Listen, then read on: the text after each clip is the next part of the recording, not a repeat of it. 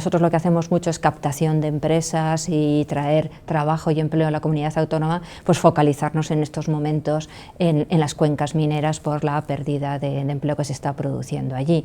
Luego tenemos una serie de proyectos singulares en Hualca, en Motorland, que también queremos impulsar. Está calando fuerte. En estos 4 años el crecimiento de empresas nuevas que entran en el plan de responsabilidad social y consiguen ese sello, es decir, que pasan todo el proceso exitosamente, se incrementa este año en un 28%, y las que tienen un plus, el plus este año ha sido casi duplicado. En estos últimos 2 meses hemos resuelto precisamente convocatorias con cargo al Fondo de Inversiones de Teruel y al MINER, que es otro de los fondos del Instituto de la Minería del Carbón, para empresas y para infraestructuras. En el caso de las empresas, en esas convocatorias, tanto la del MINE como la del FITE, se han acogido a ellas casi 40 empresas, o sea, programas empresariales, 38 en una y 36 en la otra, que cuando se completen estos proyectos generarán en cada uno de estos sumados pues casi 500 empleos. La implantación de empresas depende parte de las ayudas que hay, pero sobre todo y fundamentalmente depende de que haya infraestructuras. Las empresas lo que quieren es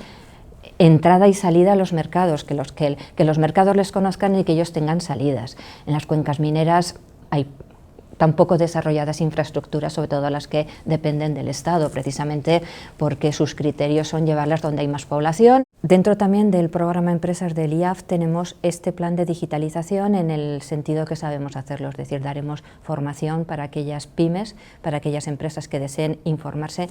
El mensaje es el mismo, es decir, o te digitalizas o no estarás.